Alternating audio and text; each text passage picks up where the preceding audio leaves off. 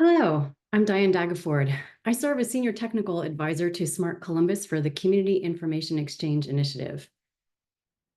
We're here today to give you an overview of that initiative. So let's go back to COVID, 2021. A group of around 20 nonprofit leaders came together as the Economic Mobility Coalition. Because the pandemic hit the social services sector hard, it wasn't as digitally ready as other sectors, and it had to meet massive demand during the pandemic. In 2021, over 250,000 people used a food pantry for the first time across the region. And in 2022, those pantry visits increased by 25%. We still see increases today. Homelessness in 2024 is up by almost 2% over 2023. So the coalition came together and said, all right, we need to change things, and they established two goals. The first one is to empower residents to access the support they need faster and easier. And the second one, make it easier for service providers, think caseworkers or social workers or frontline care staff, to provide whole person care faster, better, and together. There's a third one as well, which is to give more visibility across the sector into what's working and make better informed investment decisions as a community. How can we as a community invest well to get folks to economic stability faster? So the coalition did a national scan and found several cities and regions using a community information exchange, or CIE, as a way to start addressing these kinds of issues at the sector level. So in late 2021, early 2022, the city of Columbus and Franklin County agreed to fund a CIE here in our region. They asked Smart Columbus and the Rise Together Innovation Institute to co-lead the initiative, and it's housed in Smart Columbus. We launched the initiative towards the end of 2022, and here you see the list of current partners who are actively engaged in bringing the Columbus CIE to life. So what's a CIE? Well, think of it as a larger initiative, like a 10-year time horizon that has three key components. The first component is leading change to help social services agencies provide that whole person care faster, better, and together. And there are four focus areas here. The first one's equitable resident access. The idea here is meet residents where they are. Text, call, click, walk in, giving them consistent and reliable guidance to the resources that are the right fit for them. And they're always in control. They decide who they share their personal information with. The second one is coordinated care workflows. And this is about community-based organizations collaborating to provide that idea of wraparound services for a resident. And typically when residents are struggling to get back on their feet financially, they need two or more services. And timing or coordination of that timing is really important. So this is, community-based organizations work together today, and they have for a long time, but it's very manual, it's email, it's phone, and it's clunky. So coordinated care workflows are about how we as a community figure out how to streamline this coordination across community-based organizations. The third one is the data sharing framework. Now, to support this coordination, we need to bring data together. Data about services and current availability of services, and data about residents. So to be able to do this, we need to be able to legally share data. So data sharing framework is partly legal foundation for sharing. And then, just the mechanics of sharing data, data standards, data governance, data alignment, and so forth. And then the fourth part is proactive care insights. And here the idea is, once we've brought the data together, we can leverage it to predict who's most at risk, to inform earlier interventions, and to help prevent bad situations from getting worse. So the second part is supporting this service delivery with technology. Now, there's a CIE platform that we'll develop, and we'll come up with some catchy name for it, but right now we're calling it the CIE platform. Think about a software as a service platform with mobile and web interfaces, a data hub, and advanced analytics and AI. Think kind of like MyChart or Expedia for human services. And then the last part here is their ongoing sustainability model.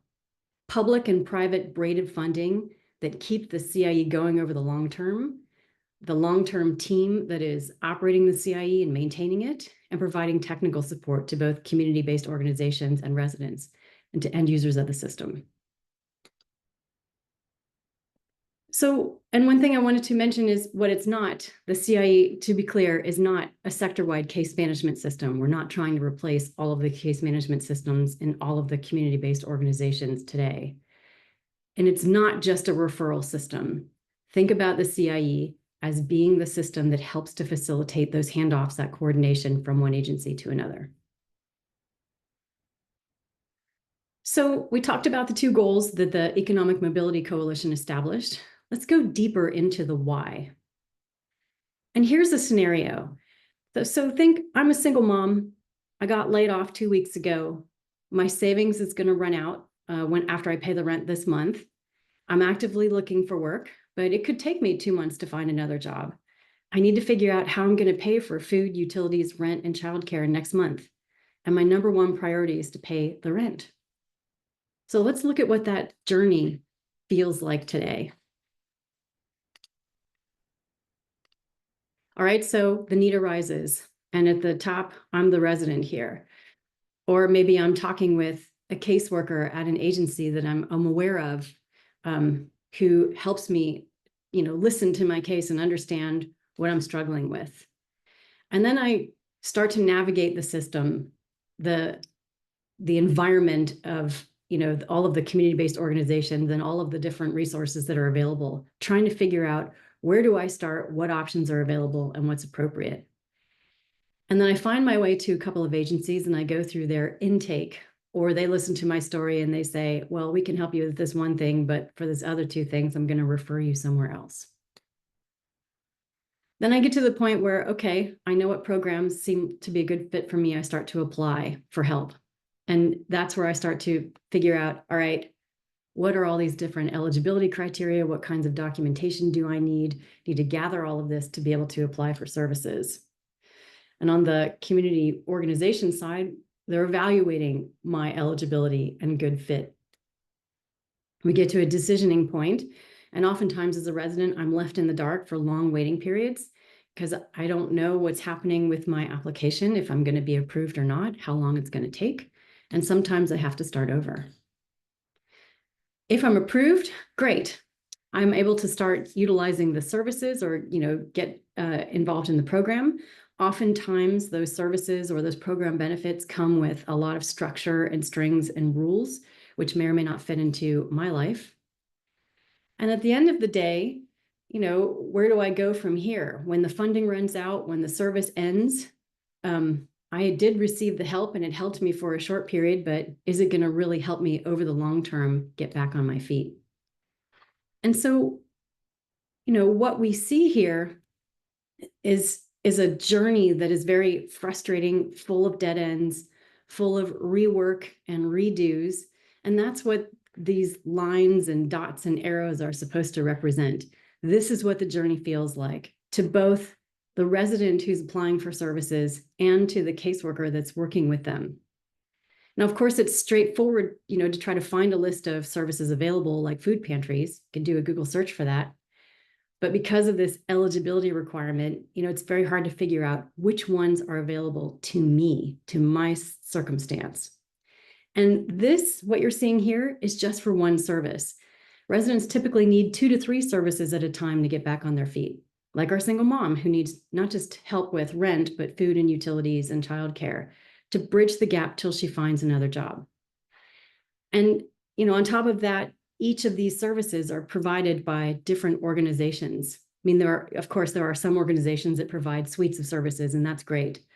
But it's often the case that a resident is getting services from different organizations, and they go through this process and this journey with each one. So now caseworkers struggle too. So if we think about, food assistance, childcare, and transportation, and rent, help paying the rent. We've got 4 different caseworkers who are trying to coordinate on our single mom's behalf because timing is really important. So she's going to be struggling to pay her rent. She needs to come up with that rent money in 30 days. But what if it takes 90 days to go through this process for rent or cash assistance? Then she's facing, now real housing instability. Add to that across the sector, we're starting to see the 12-month retention rate for caseworkers to hover right around 50%. And organizations are finding it really difficult to recruit new caseworkers into positions and retain folks, which means positions are going unfilled. And the caseworkers who are still there, have larger caseloads, little time to coordinate, which leads to burnout for them and preventable crisis escalations for residents. Here's what it feels like. So from a resident's perspective, I was overwhelmed and upset. I did not have enough food to feed my family and myself. After submitting an application, I had to wait. And, many, many weeks went by and I had no news. But finally, I found out my application was denied. I called an agency. My wait time was 35 minutes. They hung up. I called back and I couldn't get through. I called the next day. The wait time was 120 minutes, 2 hours. I chose the callback option, but no one ever called back. Finding help is like going through a maze. Caseworkers are also frustrated. When I started, I felt like I was going in blind. I didn't know about or have the resources in front of me. And what you see here is a picture of an actual caseworker's manila folder stuffed with printed flyers of programs and services that they refer their clients to. And this caseworker had to build up that folder over time on her own. My first step is to call a client from the wait list. Most people I call today have been on the wait list since 2022. Currently, my caseload is 60 residents. 22 hours of meetings with clients a week is my requirement. It's an intense workload. It's taken a toll on me mentally. I hope to be out of this work in a year. So as you can see, it's a difficult situation on both sides. So with the CIE, we think we can simplify this. And this red square shows where in this journey we're targeting the CIE to support that service coordination, service delivery, and to try to smooth out some of those handoffs. So think about the CIE as being the hub of a coordinated system of support. And going back to what is the CIE?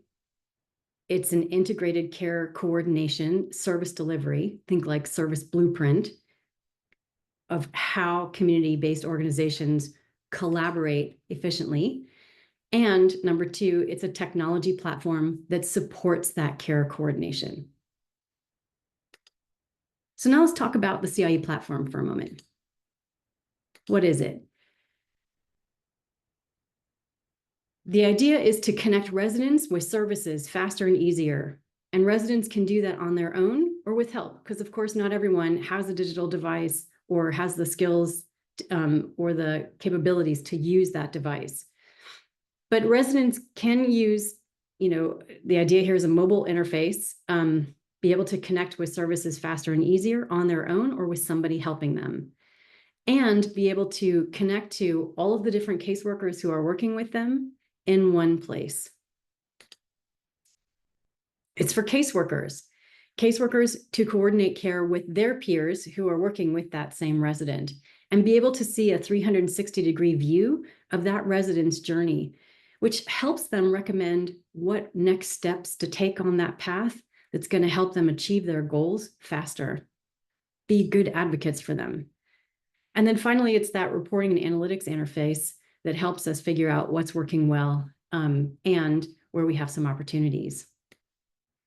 Underlying this is a pretty robust data sharing infrastructure with two-way data sharing with community-based organizations and third-party tools, as well as a data infrastructure for research where we can work on predictive models, model training, and machine learning and artificial intelligence kinds of tools.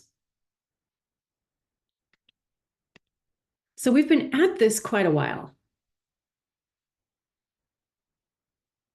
In 2023, we developed a set of objectives and key results, and OKR's version 1.0. In June of 2024, we finished a a second set of objectives and key results, this time from the residents and caseworkers' perspectives. And we're in the process of merging those into a set of objectives and key results 2.0. We scoped out our first few pilots in 2023. When I say pilot, think of early prototypes. And we did a lot of early user research. In January of 2024, we had those 3 pilots launched and operating, 3 of the 4 pilots, and we got our experience councils up and running. We got our governance established and our key funding secured. So since July of 2024, we've been focusing on product design. And what I mean here is prototypes to make sure that we're all on the same page about what it is we do want and what it is we don't want for this CIE platform. And we're starting to work across the sector with what it's going to take to change. What's that? What's that change? I'm forgetting the term right now, but anyway, what's that corporate change model going to look like as we start to adopt these new processes and workflows? But the goal here is to release the version 1 of our product of the CIE platform by late 2026.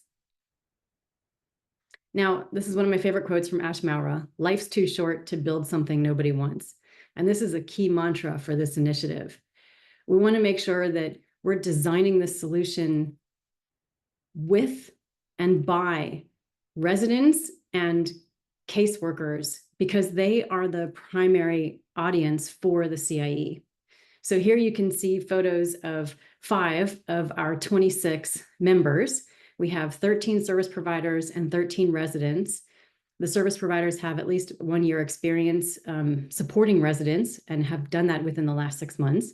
And the residents have firsthand experience with social support services in the last 2 years. And in fact, most of them are receiving at least 1 service today.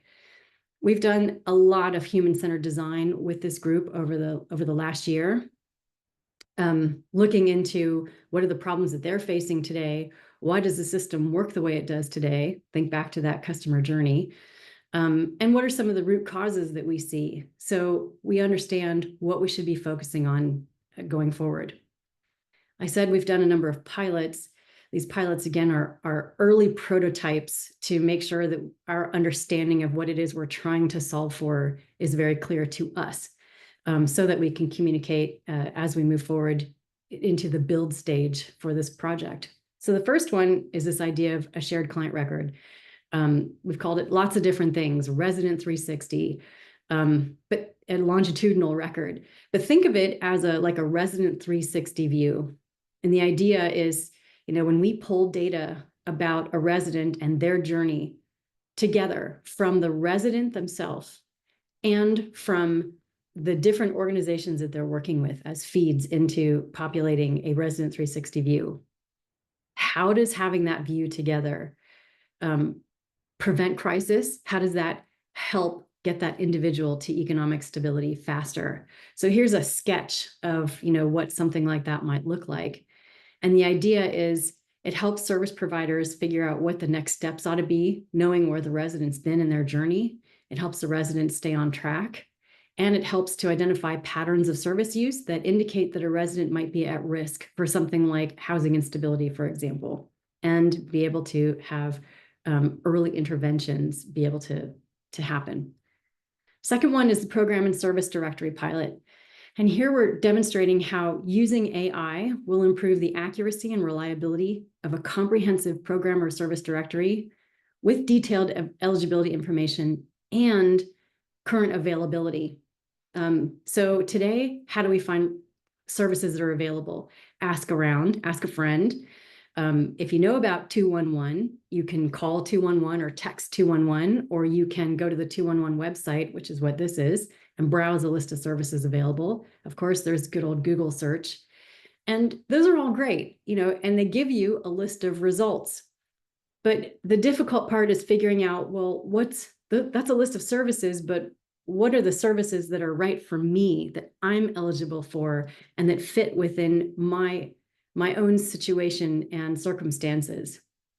So tomorrow, what we want to be able to do is shift this to more interactive Q&A. Think generative AI chatbot and other types of facilitated conversations that help have that conversation with a resident to be able to give them a short list of services that they qualify for and have availability.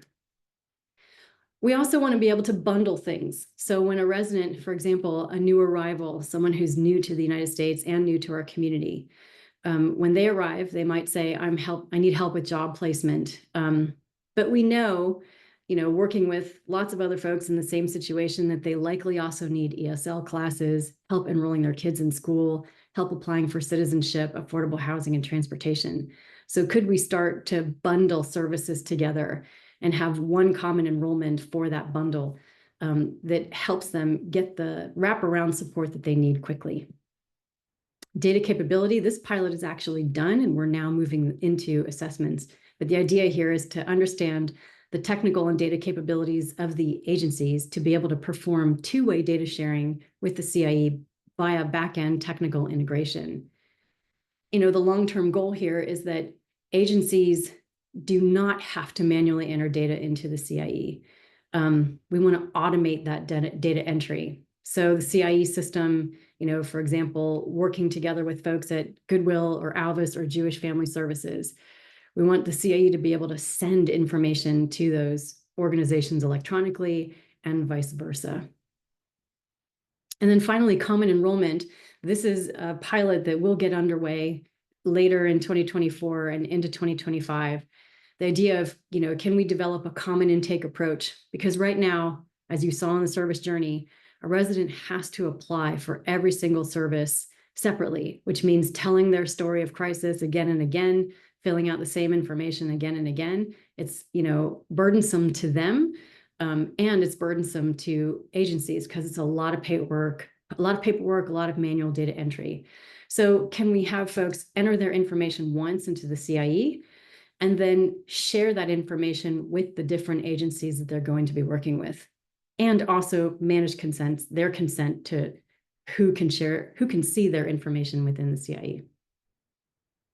So again, what are the two goals we're trying to accomplish here? To empower residents to get the support they need faster and easier, to make it easier for service providers to provide that whole person care faster, better, and together.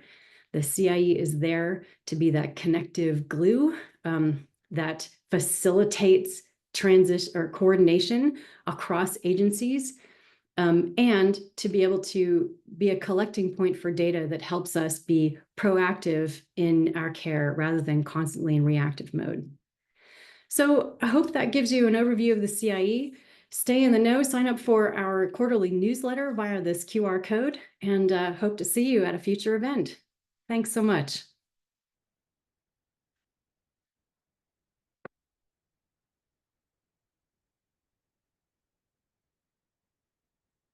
I'm going to stop the share and stop recording.